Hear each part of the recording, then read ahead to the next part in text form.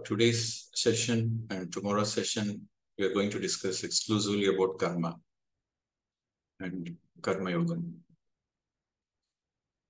So be ready with your pen and paper, and whatever the important points you feel, please write it down. It's a very good practice.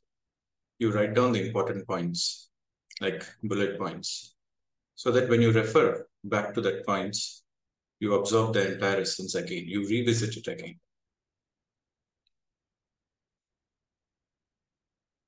So first, karma and yogam. There are two topics here. There is karma and there is yoga. And then also we're going to speak about the scientific aspect of law of karma. Law of karma is a very fundamental law. Every person should understand. It is a very primary syllabus in the path of enlightenment. In other words, in our spiritual journey, understanding the law of karma is a very key turning point. We all speak about karma. Especially in India, it's a very commonly used word. We use it every day in our households, with our friends. If somebody is suffering in India, they will say, what to do, it is my karma. And that led to a certain misconception. Karma means suffering. Karma simply means suffering. No, that is a great misconception. Karma is a law. Karma doesn't mean suffering. That is the first point you have to understand. It's a pure science. It's a law. What is a law?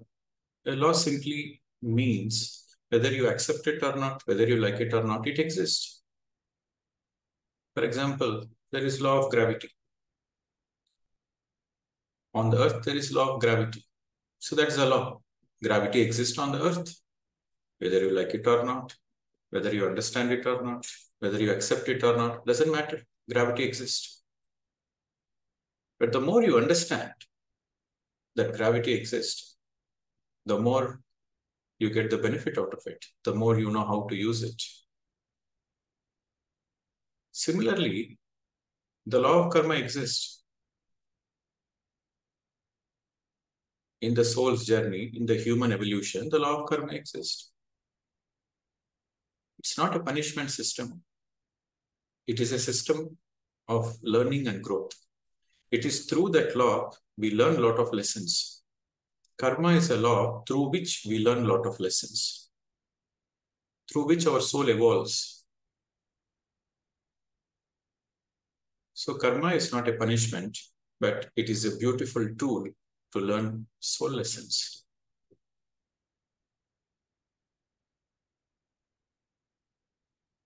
So this is the primary understanding we should all have. Then we are in the right path. What does the law say? The law simply says, whatever you do, it comes back to you. As simple as that. What you sow, so you reap. You sow a mango seed, you will get a mango tree. You sow an apple seed, you will get an apple tree. By sowing apple seeds, you will never get a mango tree.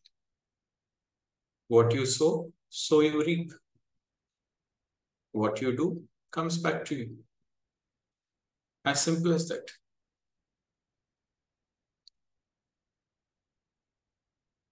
But we have to understand in detail. We have to understand in depth.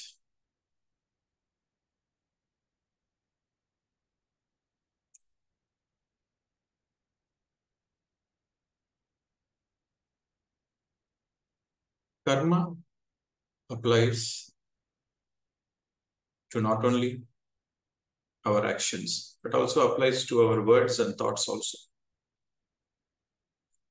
So your thoughts, your words, and your deeds. You think negative, you will get back negative in your life. You speak negative, you will manifest negativity in your life. You do negative, negativity will be done to you. The same, you do good things, you think positive, you have positive thoughts. There's a lot of positivity in your life. You always speak positive, then there's so much positivity in your environment. So karma applies to your thoughts, words, and actions. It appears, the law of karma appears as a very simple subject. It appears as simple, but you need to go through a lot to understand it in detail. A lot of effort is needed to understand it in detail. There's so many books written. There are thousands and thousands of books written on law of karma. And sometimes it is too complicating that you misunderstand. Truth is always simple. That is the quality of truth. Some people say there is no karma. In the Western world, some authors say there is no karma. But the whole of the Eastern world, the society, the family, the fabric is based on karma. So what is true? What is not true? How do you understand it?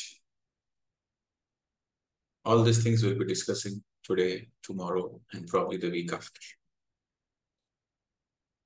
And also through question answers, through more interaction, through taking subjective analysis and objective analysis, we'll understand in detail.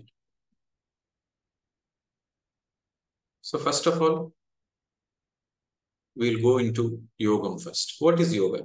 Yoga simply means union. Yoga simply means union. Karma yoga simply means you are mindful of your action. Karma means kriya, action, act. You are mindful of whatever you are doing. That is karma yoga. Gautam Buddha described it as eat while you are eating, walk while you are walking. Eat while you are eating, walk while you are walking.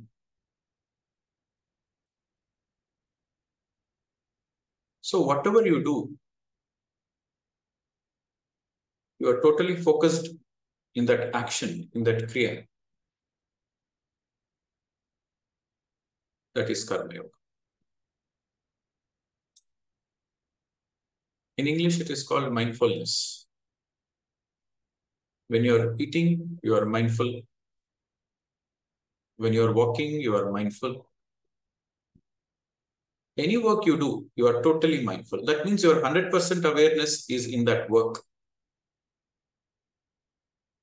So that means you are in karma yoga.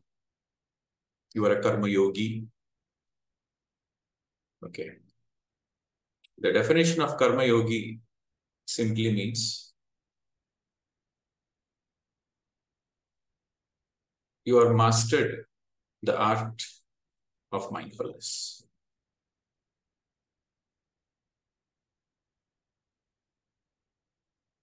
There are few stages. I'll tell you one by one. And these stages relates to the evolution of the soul.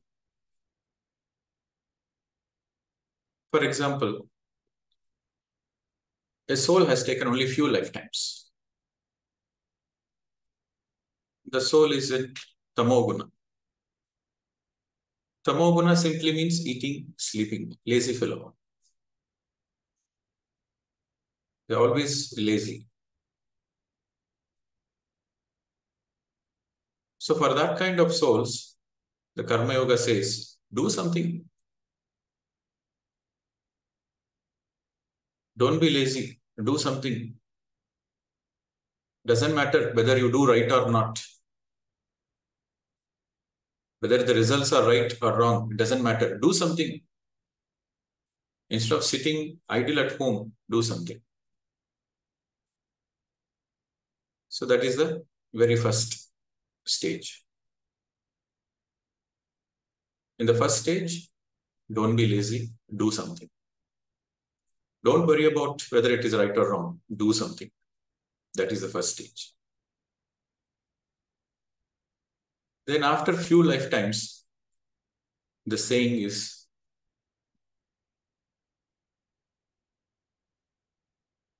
don't do any negative. If you cannot do positive, if you cannot do good things to others, at least don't do negative things. Don't do bad karmas. Okay, so that is the next stage. So this is for the people of Rajoguna. These Rajoguna people, they are full of, that means they have taken more lifetimes than Tamoguna. So they are little evolved in the soul evolution.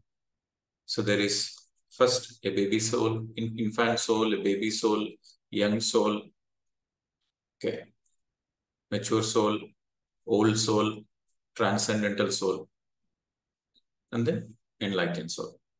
So these are the stages in the soul evolution. I think we have discussed about it. So in the beginning stages, when the soul has taken very few lifetimes, it is called an infant soul and a baby soul. So the infant soul, baby soul focuses only on survival.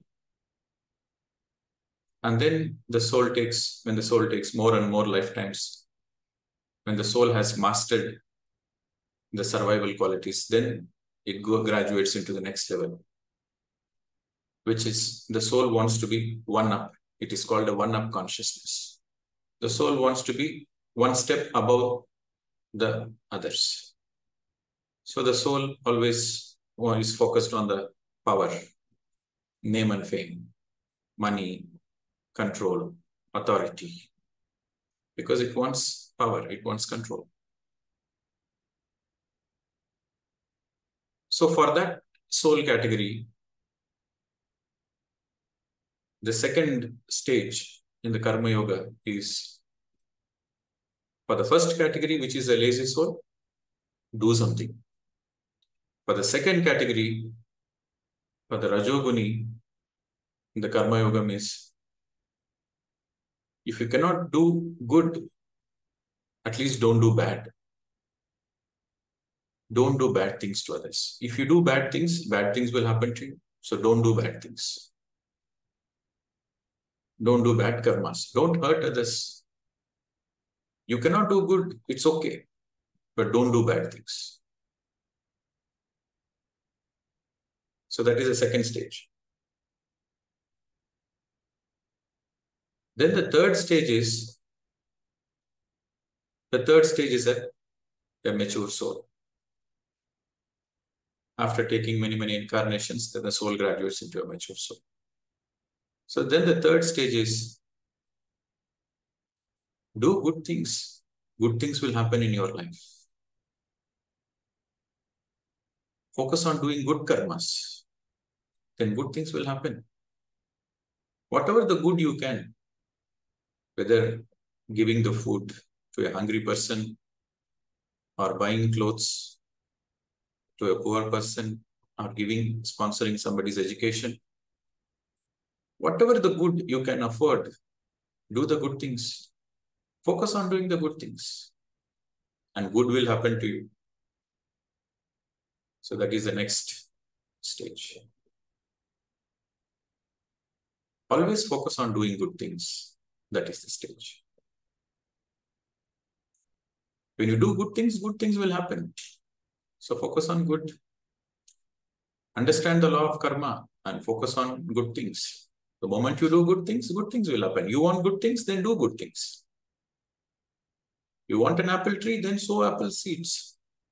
You want good friendship, then you be a good friend. You want peace in your life, then you be peaceful to everybody. Be in the path of ahimsa. Be peaceful to all the living beings. So this is the stage, the next stage, the third one. Then the fourth stage,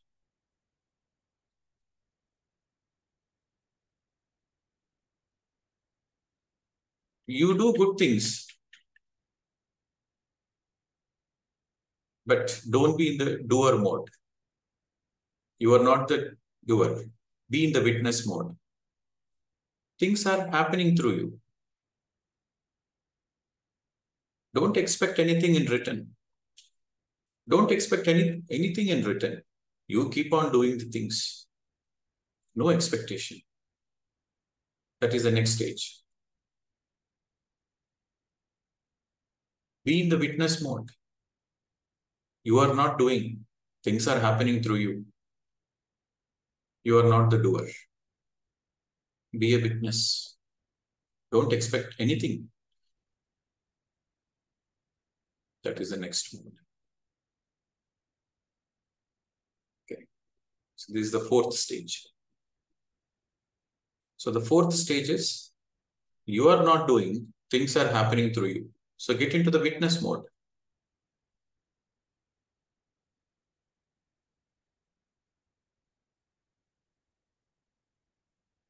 So the fourth stage happens only after meditation. It's not possible to get into the fourth stage unless you are a yogi, where you are a pure witness of your actions.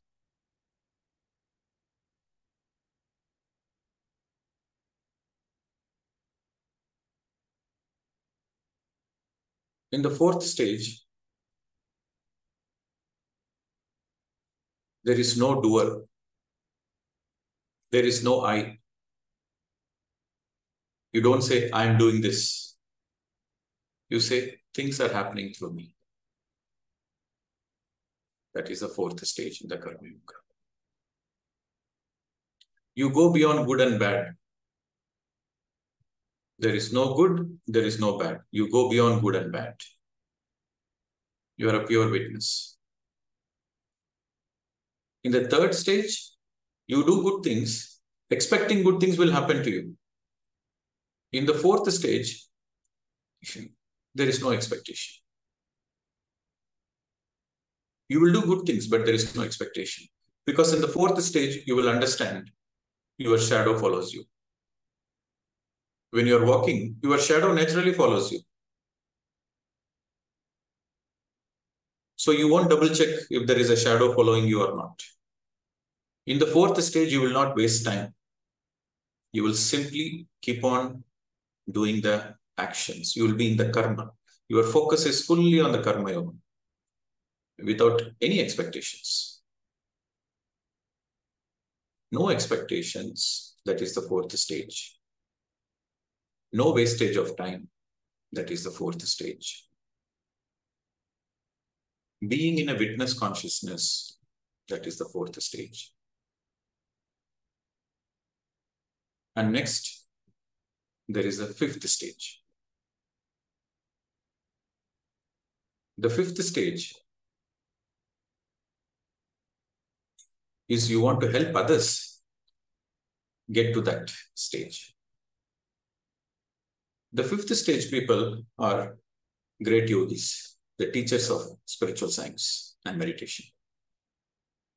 In the fourth stage, you are a great meditator. In the fifth stage, you are a teacher of meditation. In the fifth stage, your focus is you want everybody to be like you. You will do your best to educate the people, to teach spiritual science, so that they are also out of suffering. In the fourth stage, you are in moksha.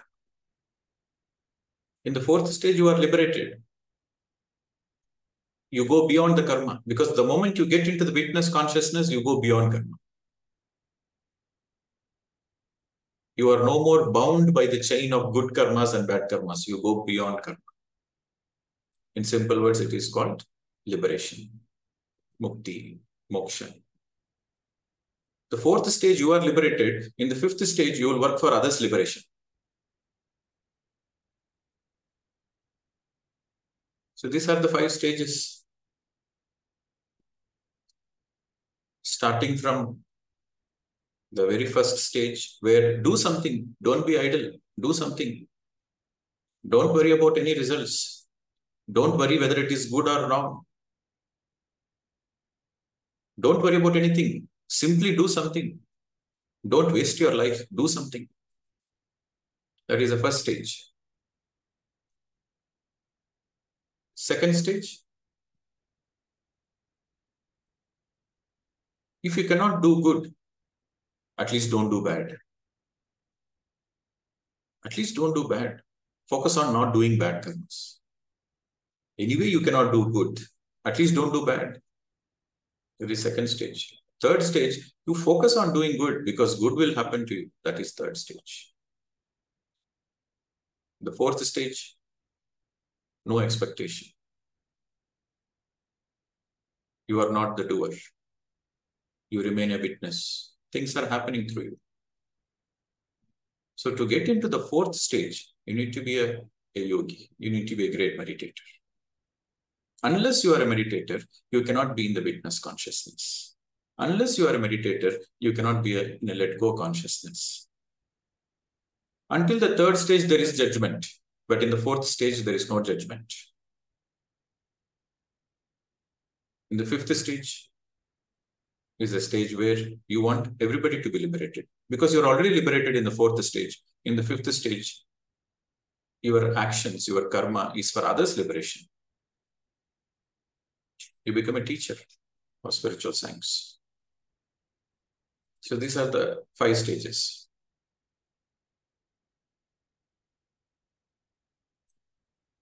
Kriya, karma, both are the same. Kriya or karma, both are the same.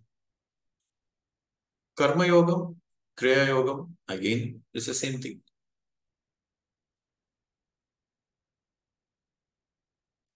Patanjali defined, Patanjali is a great enlightened master who is considered as father of yoga. So he defined kriya yoga as tapaha, swadhyaya, ishvara pranidhana, kriya yoga. Tapaha means reduce. You are eating too much, reduce your food intake. You are sleeping too much, reduce your sleep. You are speaking too much, reduce your speech. Tapaha means reduce. Reduce your sleep. Reduce your food intake. Reduce your unnecessary talking. Reduce your gossip. Reduce and focus on sadhana. That is tapaha. Focus on meditation. Focus on yourself. Reducing the bodily needs and focusing on your soul, focusing on your inner journey is tapaha. Reducing your sleep. You reduce your sleep. You are sleeping 8 hours. So reduce your sleep to 6 hours and do meditation. That is tapaha. You are eating too much. You are eating 3 times a day. You are eating 4 times a day. Reduce your food intake. Eat only 2 times. The rest of the time you be in water. Eat more fruits, less food. Eat more fruits and do meditation. You are speaking unnecessarily, too much. Reduce your unnecessary talk. Be in mauna. Be in mauna and do meditation. That is again tapaha. Reducing your physical activities and increasing your inner journey, which means meditation, is tapaha. That is the first, according to Patanjali's definition of Kriya Yoga. Tapaha, Swadhyaya, Ishvara Pranidhana. Kriya Yoga. All these three things put together is Kriya Yoga. Second is Swadhyaya. Swadhyaya means learn from everybody. Learn from everybody's experience. Read more books. Read books of all great enlightened masters and learn from their journey, learn from their experience. Swadhyayam means, Swa-adhyayam means self-study. When you read a great book, you learn a lot about yourself. You understand a lot about yourself. That is self-study, Swadhyayam. So reading books, not only reading books, learning from others' experiences also. You are in Swadhyayam. All the time you have to be in the learning mode. Every experience has something to teach you. So you're always focused on the lessons. So then you are in Swadhyayam. Next, Ishvara Pranidhanam means you see God in everybody. Ishvara Pranidhanam simply means you see God in everybody.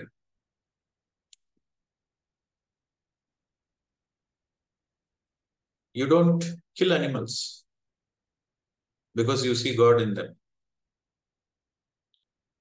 You don't abuse another person because you see God in them. You don't judge another person because you see God in them.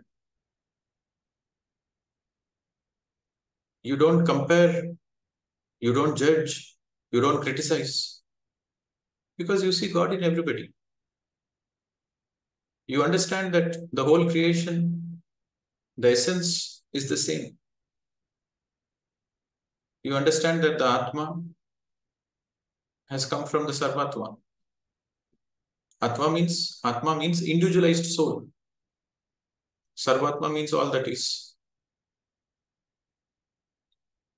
So you understand that you and me are the same. You understand everybody is a creation of God. When you look into somebody's eyes, you see God in them. That means you are in Ishvara Pranidhanam. That means you see Ishwar, God in everybody. So when you follow these 3 points, then you are a Kriya Yogi.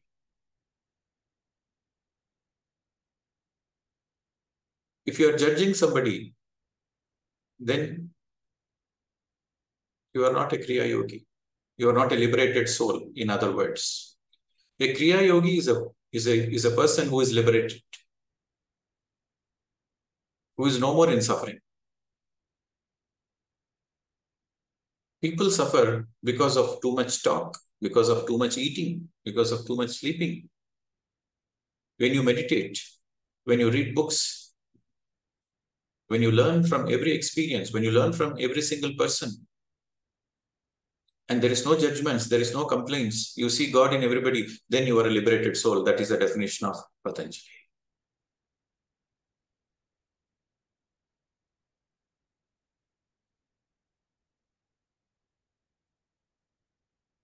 It takes lifetimes.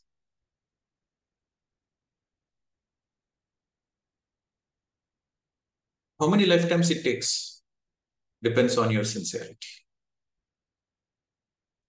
Depends on how much trust you have inside you to be liberated. Some people are used to suffering. They don't want to come out of suffering because they've been suffering for many years and they become comfortable with their own suffering. Who can help them? Nobody can help them. Who can make you meditate? Only you have to close your eyes and sit. Who can motivate you to be in Mauna? Only you can self-motivate to be in Mauna.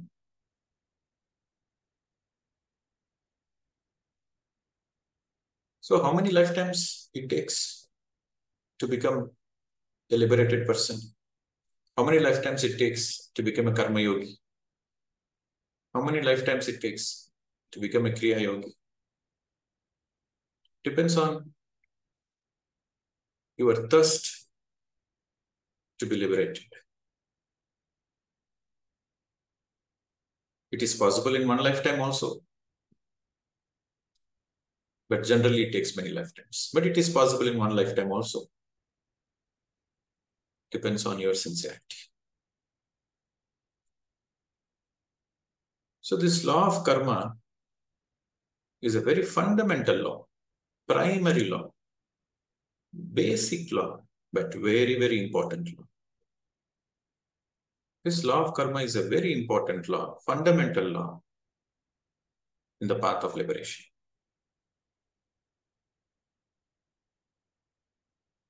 Different people are in different stages of evolution. I've given you many stages. So whatever the stage you are in, that situation applies to you. Suppose you are already a meditator. Suppose if you are not a meditator, then your focus should be on good karmas. Suppose you become a meditator, you started practicing meditation, then your focus should be on to be in a witness mode, to be in detachment, and not to have any expectations.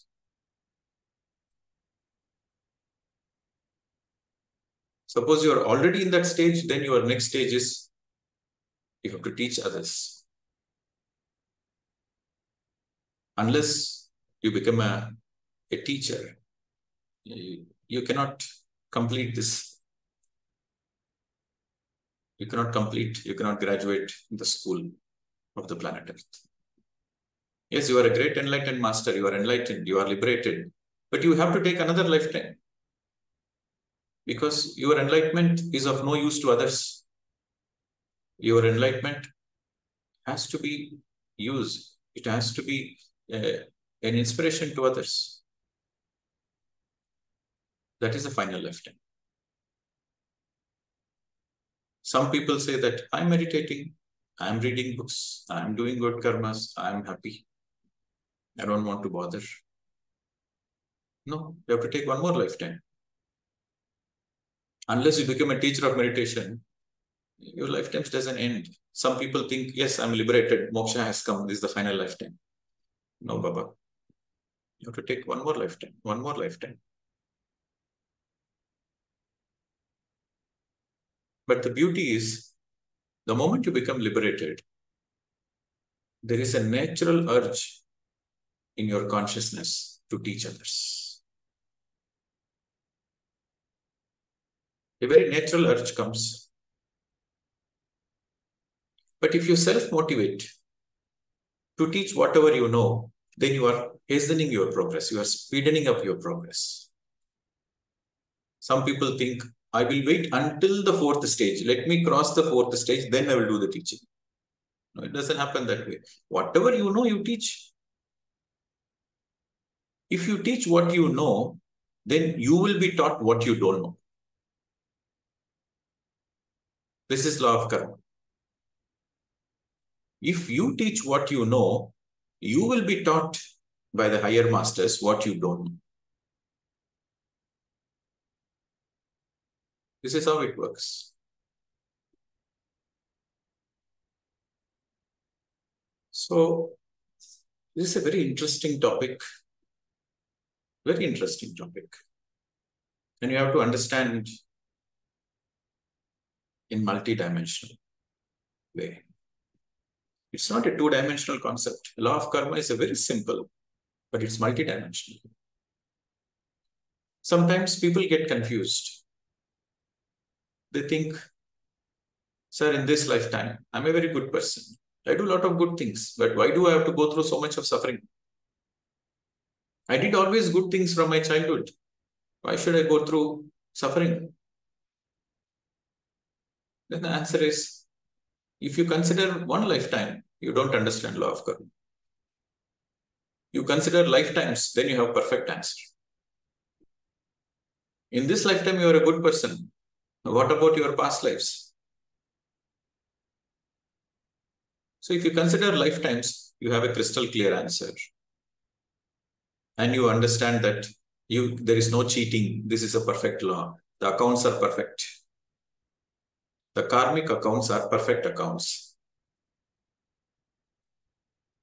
There is Akashic records. For everything you have done in every lifetime, there is Akashic records. The accounts has to be settled. Until the accounts are settled, there is no liberation. When you understand this, then you don't take it as a suffering anymore. Then your focus is on, okay, what lesson I have to learn? Because you perfectly understand this karma is not as a punishment. This karma is to teach you something. Then, even though you are going through pain, there is no suffering. You know, there is a difference between pain and suffering. You cut your hand, pain is there. When you're chopping vegetables, you cut your finger, there is pain. It is inevitable. But you keep on speaking about that pain for 2 days and 3 days, then you are in suffering. While pain is inevitable, suffering is self-created.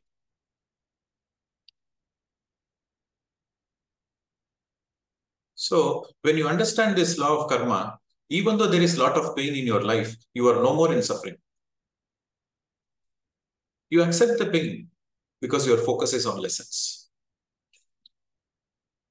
You feel good that the accounts are getting settled. You feel good that you are progressing in your soul journey. And your focus is always on lessons. There is no more complaints.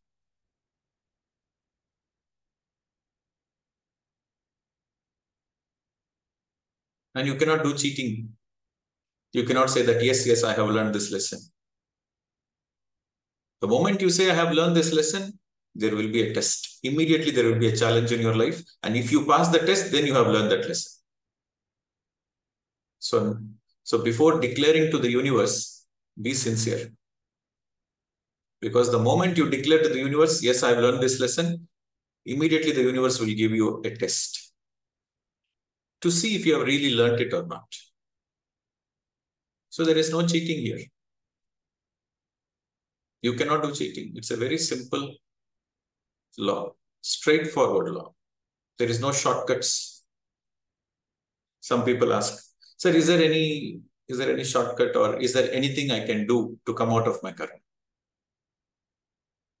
No shortcuts. There is only straight cut. The straight cut is understand the law of karma and understand that this law of karma is there for your own evolution, for your own progress, and do the right things. When you do the right things will happen to you in your life. If you are suffering in life, that simply means that there is no meditation in your life. You speak too much, you eat too much, you think too much. If you're thinking too much, if you're eating too much, if you're speaking too much, then you are bound to suffer.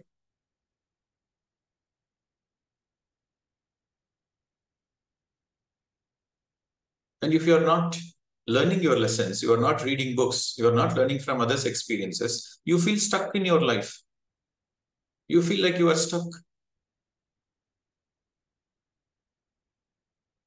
And if you are in himsa, you don't see God in every creation, in every creature, then naturally there is no peace in your life.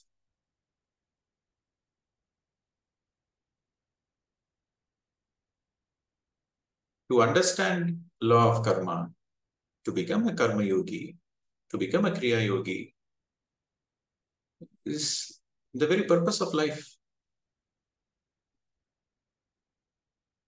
Some people ask, sir, what is my purpose? The very purpose of life is to be happy, is to celebrate. How will you celebrate your life? Unless you become a karma yogi. How will you celebrate your life? There's no possibility. Happiness in your life, celebration in your life happens only when you are learning lessons, when you're progressing in your journey, you feel expanded, you feel there is a meaning for your life, then naturally you celebrate your life. Okay. So on and so forth. How many lifetimes? As many lifetimes as it takes. No need to hurry. Don't be in a mode of hurry. Always three things to remember. No hurry whatsoever, no worry whatsoever, but don't waste time. No hurry whatsoever, because eternity in front of us. We can take as many lifetimes as possible. Why to complete everything in one lifetime? No hurry. Be cool. Be as cool as possible. No hurry. No hurry because you can take as many lifetimes as you want. No hurry. And second is no worry. What is the need to worry? Everything happens for a reason. Whatever happens, happens for good. If you're suffering in this lifetime, that means you have done bad karmas. So don't do bad karmas. Do good karmas. Then you are out of your suffering. No, don't worry. Whatever happens, happens for good. Live in the present moment. Past is past. Gatam, gatam. The present is your reality. Live in the present moment. No worry. So no hurry and no worry should be your mantra. The third point is very important. You should not waste time. Without wasting time, no hurry, no worry. You are in the right path. You are in the right direction. Let it take as many lifetimes as possible. No need to hurry and no need to worry. But don't waste this moment, because this moment is precious. If you can do something in your life that is in this moment, in the present moment.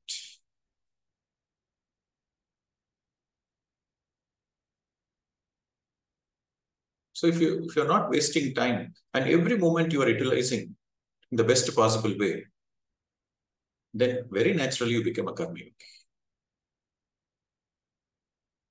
Without wasting time, without worrying, without hurrying, you are utilizing the present moment to the best possible way. You are bound to become a karma yogi. You are bound to become enlightened.